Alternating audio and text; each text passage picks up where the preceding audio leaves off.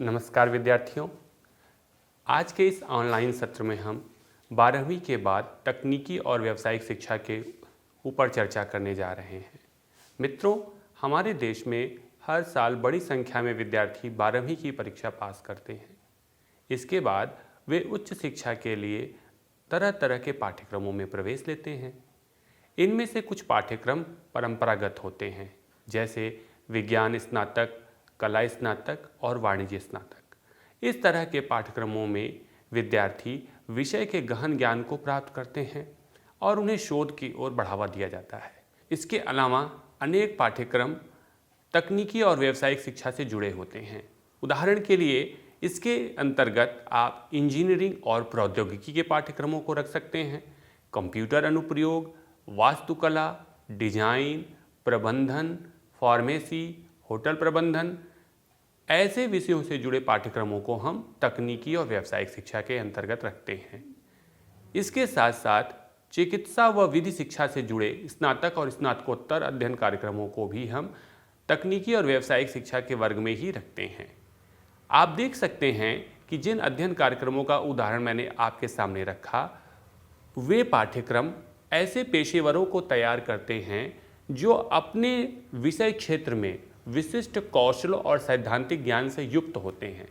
इन कौशलों और सिद्धांतों का उपयोग वे उत्पादक और सेवा कार्यों में करते हैं। ये पाठ्यक्रम हमारे विद्यार्थियों को उनके संबंधित विषय से संबंधित ज्ञान और मूल्य, अभ्यास के लिए प्रमुख अवधारणाएं और तकनीकी दक्षता प्रदान करते हैं। इनका उद्देश्य विद्यार्थियों का इस तरह से विकास करना होता है कि वे एक पेशेवर की तरह अपना अभ्यास आरंभ कर सकें, जिसे हम ये कहते हैं कि वो प्रोफेशनल प्रैक्टिशनर बन सकें। अब तक मैंने आपके सामने जिन पाठ्यक्रमों और उनकी विशेषताओं की चर्चा की, वे हमारे लिए अति महत्वपूर्ण होते हैं। यहाँ पर मैं आपके साथ तकनीकी और व्यावसायिक शिक्षा में कुछ अंतरों पर भी बातचीत करना चाहता हूँ। तकनीकी शिक्षा के अंतर्गत हम IIT जैसे पाठ्यक्रमों को रखते हैं जो सिद्धांत और विज्ञान दोनों को पढ़ाते हैं, जबकि व्यावसायिक शिक्षा के अंतर्गत हम ITI जैसे पाठ्यक्रमों को रखते हैं जो किसी कार्य को निष्पादित करने के लिए आवश्यक कौशलों को सिखाने पर बल देते हैं। तकनीकी शिक्षा के पूरा होने के पश्चात स्नातक या मास्टर की उपाधि प्रदान की जाती है, जबकि व्यावसायिक पाठ्यक्रम के पूरा होने के पश्चात हम विद्यार्थियों को प्रमाण पत्र प्रदान करते हैं। तकनीकी शिक्षा विद्यार्थियों को शैक्षिक और व्यावसायिक ज्ञान के आधार पर ऐसी नौकरियों के लिए तैयार करती है जहां विज्ञान और आधुनिक प्रौद्योगिकी का प्रत्यक्ष अनुप्रयोग होना होता है, जबकि व्यावसायिक शिक्षा विभिन्न व्यावसायिक प्रतिष्ठानों, निकायों में कुशल, अकुशल, अर्धकुशल श्रमिकों के लिए शिक्षण कौशलों पर बल देती है। इसका उद्देश्य उच्च शिक्षा और शोध को बढ़ावा देना न होकर व्यावसायिक जीविका को अर्जित करने में समर्थ बनाना होता है। आइए हम बात करते हैं तकनीकी और व्यावसायिक शिक्षा के उद्देश्यों पे। मित्रों, जैसा मैंने आपसे आरंभ में कहा था, हमारे देश में हर साल एक बड़ी संख्या में विद्यार्थी 12वीं की परीक्षा पास करते हैं। 12वीं की परीक्षा पास करने के बाद वे एक ऐसे मोड़ पे होते हैं जहां उन्हें स्वावलंबन का रास्ता चुनना होता है और उच्च शिक्षा की निरंतरता को भी बनाए रखना होता है। इसलिए तकनीकी और व्यावसायिक शिक्षा का प्रथम और महत्वपूर्ण उद्देश्य विद्यार्थियों को मानव शक्ति की दृष्टि से उत्पादक और समर्थ बनाना होता है। इसका निहितार्थ यह है कि हमारे विद्यार्थी अर्थव्यवस्था के क्षेत्र में विद्यमान मानव शक्ति के अंतराल को पूर्ण कर सकें, अर्थात वे विभिन्न औद्योगिक और प्रबंधकीय निकायों में सक्रिय उत्पादक के रूप में भूमिका का निर्वहन कर सके। आप आजकल देख रहे होंगे कि वैश्विक स्तर पर प्रतिस्पर्धा और आर्थिक विकास की होड़ मची हुई है। इस स्थिति में कुशल कार्यबल का होना किसी भी अर्थव्यवस्था के विकास में महत्वपूर्ण भूमिका निभाता है और इसकी पूर्ति का सबसे महत्वपूर्ण माध्यम, सर्वाधिक महत्वपूर्ण माध्यम तकनीकी और व्यावसायिक शिक्षा ही है।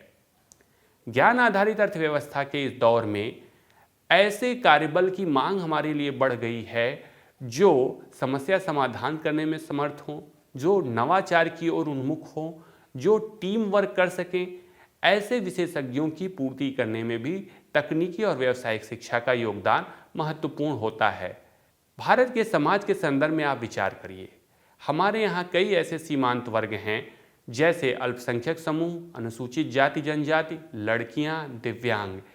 ऐसे वंचित वर्गों को आर्थिक दृष्टि से समर्थ बनाने के लिए भी तकनीकी और व्यावसायिक शिक्षा अत्यंत महत्वपूर्ण है। इसलिए हम देख सकते हैं कि उच्च शिक्षा के क्षेत्र में तकनीकी और व्यावसायिक शिक्षा की मांग लगातार बढ़ती जा रही है। शाश्वत विकास आज के समय की एक अनिवार्य अवधारणा हो गई है। हम यह चाहते हैं कि हमारे विकास की गति ऐसी हो कि वह वर्तमान की आवश्यकताओं को पूर्ण करने के साथ साथ भविष्य की दिशा को भी सुनिश्चित करे। इस नज़रिए से अगर हम देखें तो तकनीकी और व्यावसायिक शिक्षा का एक प्रमुख उद्देश्य यह भी है कि वह हमारे विकास के संपोषणी मॉडल को दिशा प्रदान करे, विकास को शाश्वत बनाने में योगदान करे। यह तकनीकी और व्यावसायिक शिक्षा का एक विशिष्ट उद्देश्य है। अब तक मैंने आपके सामने तकनीकी और व्यावसायिक शिक्षा के जिन उद्देश्यों की चर्चा की, उससे इतना तो स्पष्ट है कि यह व्यक्ति, समाज और राष्ट्र तीनों की आवश्यकताओं को पहचान कर उन्हें समर्थ, सशक्त और शाश्वत विकास की ओर उन्मुख करने वाला क्षेत्र है। आइए हम बात करते हैं 12वीं के बाद के कुछ तकनीकी पाठ्यक्रमों पर। अगर 12वीं के बाद के तकनीकी पाठ्यक्रमों पर विचार करें तो उनमें से कुछ पाठ्यक्रम इस प्रकार हैं। इंजीनियरिंग में डिग्री और डिप्लोमा पाठ्यक्रम, इंजीनियरिंग में मास्टर डिग्री पाठ्यक्रम, कंप्यूटर एप्लीकेशन में स्नातक और परास्नातक पाठ्यक्रम, प्रबंधन में स्नातक और परास्नातक पाठ्यक्रम। ऐसे ही फार्मेसी के पाठ्यक्रम, आर्किटेक्चर और अप्लाइड आर्ट्स के पाठ्यक्रम, होटल मैनेजमेंट और कैटरिंग टेक्नोलॉजी के पाठ्यक्रमों को भी हम तकनीकी शिक्षा के अंतर्गत ही रखते हैं। हमारे तकनीकी और व्यावसायिक शिक्षा के इन पाठ्यक्रमों के आधार पर विद्यार्थियों को जो महत्वपूर्ण उपाधियां प्राप्त होती हैं उनके बारे में इस स्लाइड में आपके सामने प्रस्तुतिकरण किया गया है। स्नातक के बाद हम 12वीं के बाद जब हम स्नातक करते हैं तो 4 वर्ष की अवधि के बाद बीटेक या बीई की उपाधि प्राप्त होती है। परास्नातक पर एमटेक या एमई की उपाधि प्राप्त होती है। एमफिल और पीएचडी की उपाधि भी इन क्षेत्रों में प्राप्त होती है। एडवांस डिप्लोमा, डिप्लोमा और प्रभाव पत्र भी इन क्षेत्रों में प्रदान किए जाते हैं। इस तरह से तकनीकी और व्यावसायिक शिक्षा हमारे परंपरागत उच्च शिक्षा के अनुरूप ही उपाधियों को प्रदान करने का कार्य करती है। इसके साथ साथ हमारे विद्यार्थियों को जो उच्च शिक्षा के स्तर पर तकनीकी और व्यावसायिक शिक्षा अपनाते हैं उन्हें एक पेशेवर के रूप में भी तैयार करती है। अब हम बात करते हैं तकनीकी शिक्षा के लिए संस्थागत तंत्र के ऊपर। भारत में तकनीकी शिक्षा के संस्थागत तंत्र केंद्र सरकार द्वारा वित्त पोषित होते हैं, जैसे आईआईटीज, राज्य सरकार द्वारा वित्त पोषित संस्थान जो राज्य सरकार के अंतर्गत चलते हैं। इनके अंतर्गत राज्य के विधि महाविद्यालय, तकनीकी शिक्षा के महाविद्यालय, चिकित्सा महाविद्यालयों को रख सकते हैं। इसके साथ साथ अनेक स्ववित्त पोषित संस्थान होते हैं जो निजी क्षेत्रों द्वारा संचालित किए जाते हैं। आइए हम देखते हैं कैसे तकनीकी और व्यावसायिक शिक्षा के संस्थानों को उनकी संबद्धता, प्रबंधन और मान्यता के अनुसार हम समझ सकते हैं। हम इस बात से भली भांति परिचित हैं कि भारत में तकनीकी और व्यावसायिक शिक्षा के कुछ राष्ट्रीय महत्व के संस्थान हैं। उदाहरण के लिए भारतीय प्रबंधन संस्थान, ऐसे ही राष्ट्रीय प्रौद्योगिकी संस्थान और विभिन्न विश्वविद्यालयों के विद्यापीठ या विभागों के अंतर्गत संचालित होने वाले आईआईटीज भी हमारे लिए एक प्रमुख तकनीकी और व्यावसायिक शिक्षा संस्थान हैं। अनेक ऐसे तकनीकी और व्यावसायिक शिक्षा के संस्थान ऐसे हैं जो विश्वविद्यालयों से संबद्ध हैं। इन्हें एआईसीटी द्वारा अनुमोदन भी प्राप्त है। यह निजी, सरकारी या अर्ध सरकारी मॉडल के अंतर्गत संचालित किए जा रहे हैं। तकनीकी और व्यावसायिक शिक्षा के प्रसार का हमने एक मॉडल और अपनाया है। इसके अंतर्गत अनेक ऐसे निजी संस्थान हैं जो एआईसीटी द्वारा मान्यता प्राप्त हैं और वे किसी विश्वविद्यालय से भी संबंधित नहीं हैं, वे अपनी उपाधि स्वयं ही प्रदान करते हैं। ये संस्थान उच्च शिक्षा में तकनीकी और व्यावसायिक शिक्षा के प्रसार का एक अनूठा उदाहरण है। हमारे यहाँ अनेक ऐसे संस्थान भी हैं जो विदेशी विश्वविद्यालयों के सहयोग से संचालित हो रहे हैं और वे एआईसीटी के अनुमोदन के अनुसार विदेशी विश्वविद्यालयों की डिग्री, डिप्लोमा और प्रमाण पत्र प्रदान करने का कार्य करते हैं। इसी क्रम में मैं आपके साथ केंद्र सरकार द्वारा वित्त पोषित तकनीकी एवं वैज्ञानिक संस्थानों पर विस्तार से चर्चा करना चाहता हूँ। भारतीय प्रौद्योगिकी संस्थान से हम सभी परिचित हैं। यह भारत के प्रतिष्ठित प्रौद्योगिकी शिक्षा प्रदान करने वाले संस्थान हैं। वर्तमान में 16 भारतीय प्रौद्योगिकी संस्थान संचालित किए जा रहे हैं। ये मुंबई, दिल्ली, कानपुर, खड़गपुर, मद्रास, गुवाहाटी, रुड़की, हैदराबाद, पटना, भुवनेश्वर, रोपड़, जोधपुर, गांधीनगर, इंदौर, मंडी और वाराणसी शहर में हैं। ऐसे ही भारतीय प्रबंधन संस्थान भी हैं। ये प्रबंध शिक्षा प्रदान करने का कार्य करते हैं। वर्तमान में केंद्र सरकार द्वारा कुल 20 IIM संचालित किए जा रहे हैं। ये अहमदाबाद, कोलकाता, बंगलुरु, लखनऊ, इंदौर, कोझिकोड, शिलांग, रोहतक, रामपुर, रांची, तिरुचिरापल्ली, काशीपुर, उदयपुर, सिरमौर, रायपुर, विशाखापट्टनम, अमृतसर, बोधगया और लखनऊ शहर में हैं। आप देख सकते हैं कि केंद्रीय सरकार के ये प्रतिष्ठित संस्थान भारत के अलग अलग हिस्सों में स्थापित किए गए हैं। इसका कारण है कि इन संस्थानों का क्षेत्रीय विस्तार उच्च शिक्षा के प्रसार और समावेशन को प्रोत्साहित करता है। भारतीय विज्ञान शिक्षा एवं अनुसंधान संस्थान वर्तमान समय में हमारे देश में 7 ऐसे संस्थान हैं। ये रिसर्च को बढ़ावा देने का कार्य करते हैं। वर्तमान में ये कोलकाता, पुणे, मोहाली, भोपाल, तिरुपति, तिरुवनंतपुरम, बरहमपुर शहरों में संचालित हो रहे हैं। इसी क्रम में राष्ट्रीय तकनीकी शिक्षक प्रशिक्षण और अनुसंधान संस्थानों का नाम आता है। ये 4 हैं जो कोलकाता, चंडीगढ़, भोपाल और चेन्नई में स्थित हैं। राष्ट्रीय प्रौद्योगिकी संस्थान देश में वर्तमान में कुल 31 राष्ट्रीय प्रौद्योगिकी संस्थान हैं जो प्रौद्योगिकी के अंतर्गत स्नातक और परास्नातक की उपाधि प्रदान करने का कार्य कर रहे हैं। ये संस्थान भारत में उच्च शिक्षा के जगत में व्यावसायिक एवं तकनीकी शिक्षा को प्रोत्साहित करने का कार्य सर्वाधिक करते हैं।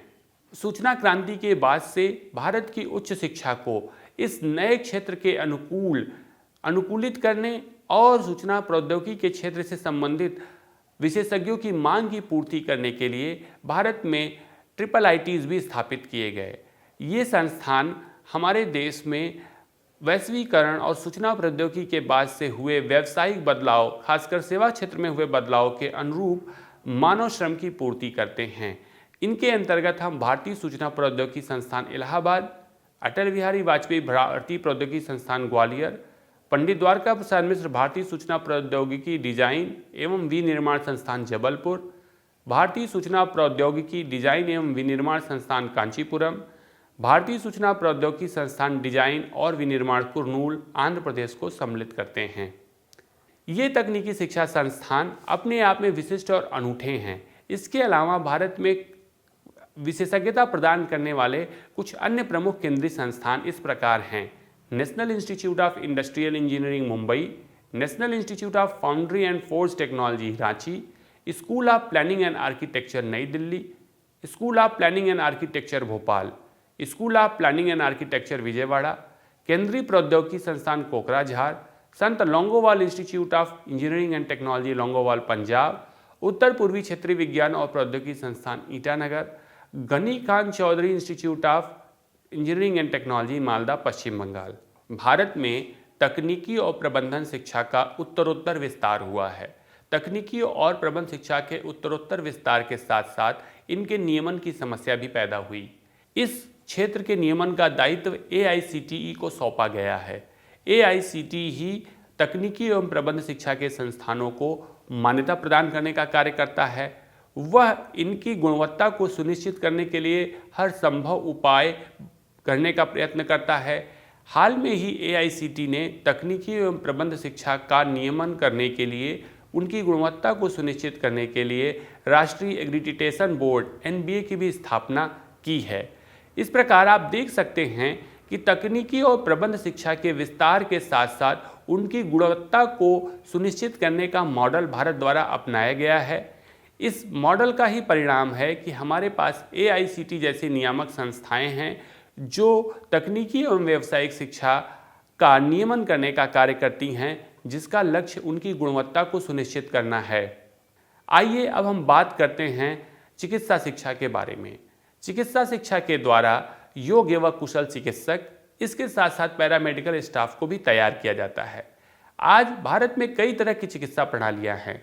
आप परिचित होंगे एलोपैथी, होम्योपैथी, आयुर्वेद, सिद्ध और यूनानी तिब्बती। इन सभी चिकित्सा पद्धतियों में सर्वाधिक प्रचलित पद्धति एलोपैथी है।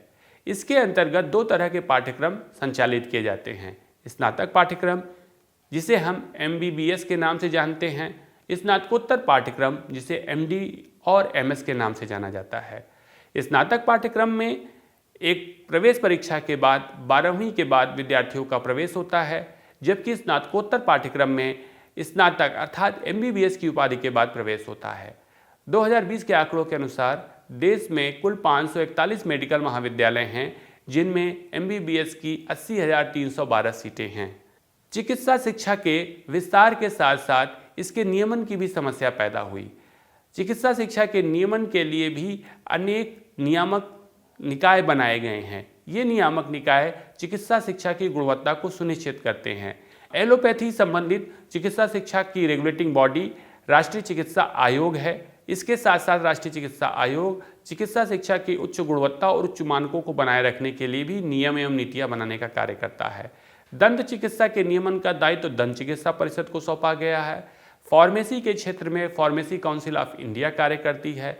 नर्सिंग के लिए भारतीय नर्सिंग परिषद, होम्योपैथी के लिए केंद्रीय होम्योपैथी परिषद, भारतीय चिकित्सा पद्धतियों जैसे आयुर्वेद, सिद्ध और यूनानी के लिए central council for Indian medicine को दायित्व सौंपा गया है।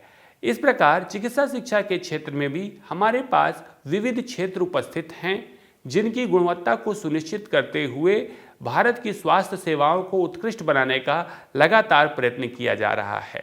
चिकित्सा शिक्षा के अलावा भारत में विधि शिक्षा भी एक प्रमुख तकनीकी एवं व्यावसायिक शिक्षा का प्रकार है। इसके अंतर्गत LLB एवं BA LLB के पाठ्यक्रम संचालित होते हैं। LLB का पाठ्यक्रम 3 वर्षीय पाठ्यक्रम है, जो स्नातक के बाद किया जाता है। BA LLB एक एकीकृत पाठ्यक्रम है। यह नेशनल लॉ विद्यालय द्वारा संचालित किया जाता है। इसमें 12वीं के बाद प्रवेश होता है और यह 5 वर्षीय पाठ्यक्रम है। इन दोनों तरह के पाठ्यक्रमों में विद्यार्थियों को विधि शिक्षा प्रदान करते हुए प्रत्यक्ष भागीदारीपूर्ण अनुभव के माध्यम से सिखाने का प्रयत्न किया जाता है। उन्हें अनुकरणीय अभ्यास पर भी बल दिया जाता है। इसलिए इन विद्यार्थियों के लिए हर सप्ताह मूक कोर्स, सेमिनार और ट्यूटोरियल कक्षाएं चलाई जाती हैं। इन्हें वकीलों, न्यायालयों में इंटर्नशिप का भी अवसर उपलब्ध कराया जाता है। हाल में ही आई राष्ट्रीय शिक्षा नीति 2020 ने विधि शिक्षा के क्षेत्र में महत्वपूर्ण पहल करते हुए भारतीय भाषाओं में भी विधि शिक्षा को सुनिश्चित करने की संस्तुति की है। आजकल विधि शिक्षा के अंतर्गत भी अनेक विशेषज्ञता के क्षेत्र उभर आए हैं, जैसे व्यापार कानून, टैक्स कानून, कंपनी कानून। विधि शिक्षा के अंतर्गत इन विशिष्ट क्षेत्रों में भी विशेषज्ञता प्रदान करने का कार्य किया जा रहा है। हमारे विभिन्न संस्थान, बिजनेस विद्यालय इत्यादि cyber bullying, cyber law, tax, banking कानून, मानवाधिकार कानून, साक्षरता के प्रसार के लिए प्रयासरत हैं। भारत में कानूनी शिक्षा की नियामक संस्था बार काउंसिल ऑफ इंडिया है, जो कानूनी शिक्षा संबंधित समय समय पर निर्देश जारी करती रहती है। आइए हम बात करते हैं राष्ट्रीय शिक्षा नीति 2020 और उसके आलोक में तकनीकी और व्यावसायिक शिक्षा की।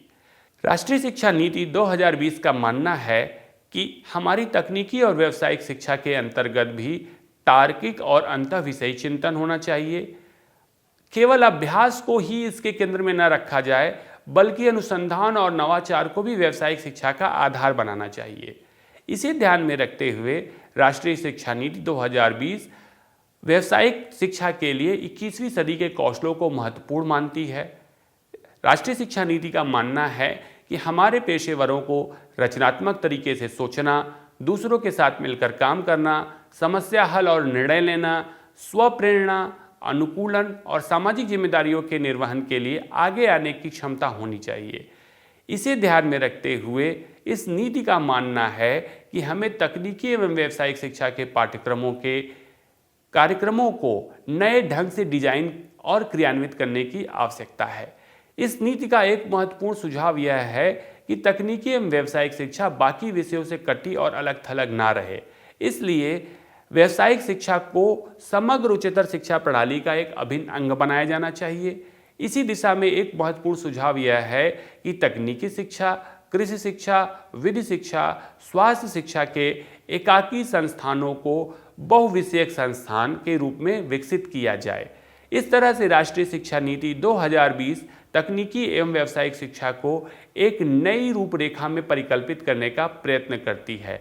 इस नई रूपरेखा में जहां विषय और अनुप्रयोगात्मक ज्ञान की गहनता पर बल है, वहीं पेशेवरों की सामर्थ्य और उनकी प्रोफेशनल स्किल के डेवलपमेंट पर भी जोर दिया गया है।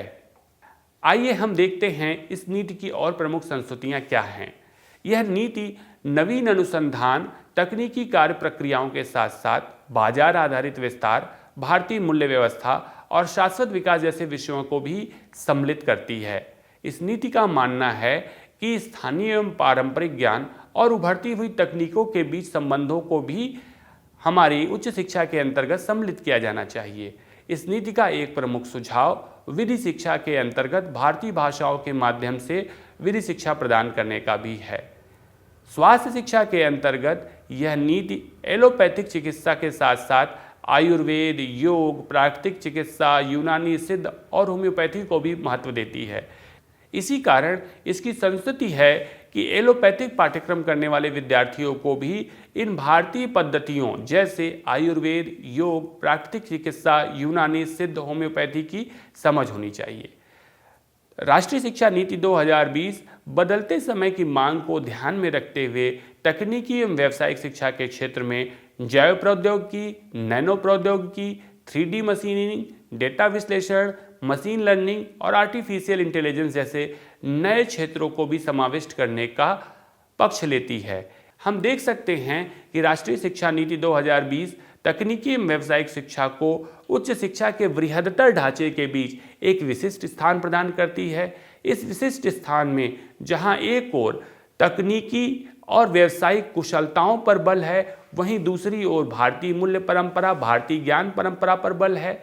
यह नीति जहां एक ओर वैश्विक बाजार की प्रवृत्तियों को ध्यान में रखते हुए एक्सपर्ट्स को तैयार करने की संस्तुति करती है, वहीं दूसरी ओर यह स्थानीयता और सामुदायिकता के पक्ष को भी उपेक्षित नहीं करती है। मित्रों, राष्ट्रीय शिक्षा नीति 2020 को ध्यान में रखते हुए आने वाले समय में भारत की तकनीकी एवं व्यावसायिक उच्च शिक्षा हमारे समाज की मांग और अपेक्षाओं को पूर्ण करने में समर्थ होगी, ऐसी मैं आशा करता हूँ। धन्यवाद।